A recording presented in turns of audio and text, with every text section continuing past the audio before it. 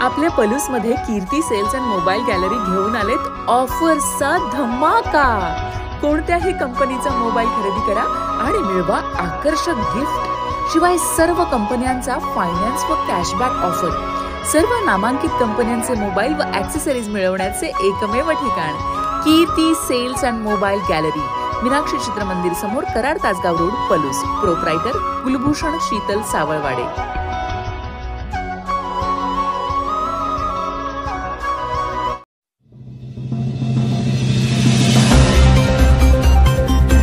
पूरग्रस्तांचे कायमस्वरूपी पुनर्वसन गरजेचे।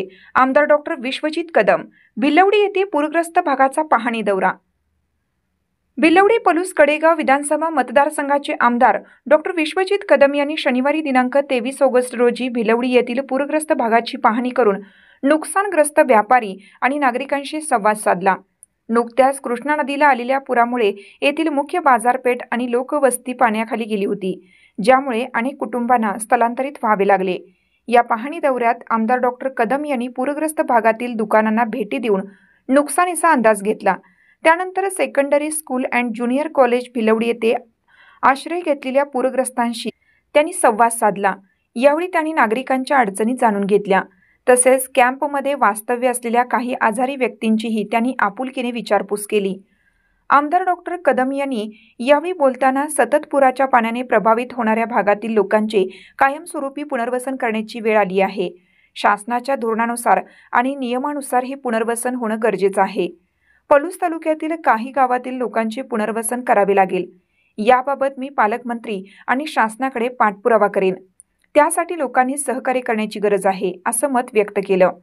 या प्रसंगी प्रांताधिकारी रणजित भोसले, तहसीलदार दीप्ती रिठे, गटविकास अधिकारी राजेश कदम, विस्तार अधिकारी दिनेश खाडे, शिक्षण विस्तार अधिकारी प्रकाश कांबळे, मंडल अधिकारी अनिल हंगे, तलाठी सोमेश्वर जायभाय, ग्रामविकास अधिकारी कैलास केदारे, सरपंच सौ शबाना हारून, रशीद मुल्ला, माजी सरपंच विजयकुमार चोपडे यांच्यासह स्थानिक पदाधिकारी, कार्यकर्ते, ग्रामस्थ आणि व्यापारी मोठ्या संख्येने उपस्थित होते।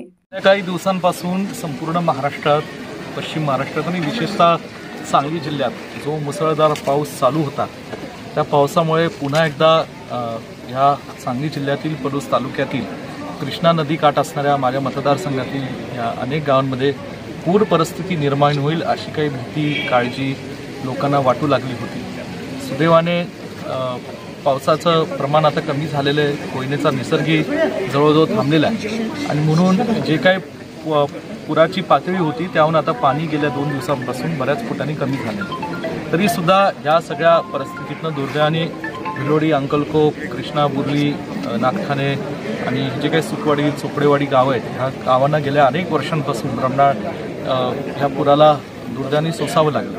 ह्या वर्षी बऱ्यापैकी नियंत्रण प्रशासनाने चांगलं काम केलं।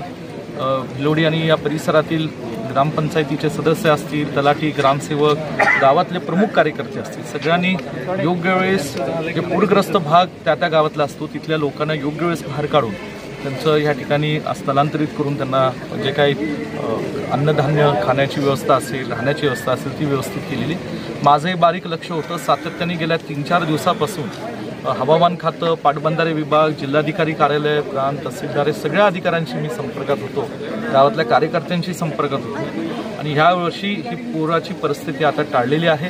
येणारा काळ माझं स्पष्ट मत आहे की काही गावांमध्ये जो काही सातत्याने पुराच्या पाण्याने प्रभावित हा भाग आहे त्या भागातलं कायमस्वरूपी पुनर्वसन हे करणं आता ही काळाने आपल्यावर सगळ्यांवर वेळ आलेली आहे। त्याच्या बाबतीत जे काही शासनाचं धोरण असेल, शासनाशी पाठपुरावा करून योग्य पद्धतीने त्या लोकांना चांगल्या पद्धतीने पुनर्वसन, जसं स्वर्गीय पतंगरावजी कदम साहेबांनी अंकलकोपमधलं तिथल्या गरीब समाजातल्या लोकांचं पुनर्वसन करून 400-500 घरांचं बांधकाम केलेलं होतं आणि भारतरत्न परमपूज्य डॉक्टर बाबासाहेब आंबेडकरांनी नगर ह्याची निर्मिती केली होती। तसंच आता काही गावांमध्ये तो निर्णय कदाचित घ्यावा लागेल। याबाबतीत निश्चितपणे लोकांचे सहकार्य अपेक्षित आहे। मी पालकमंत्री आणि शासनाशी याबाबतीत पाठपुरावा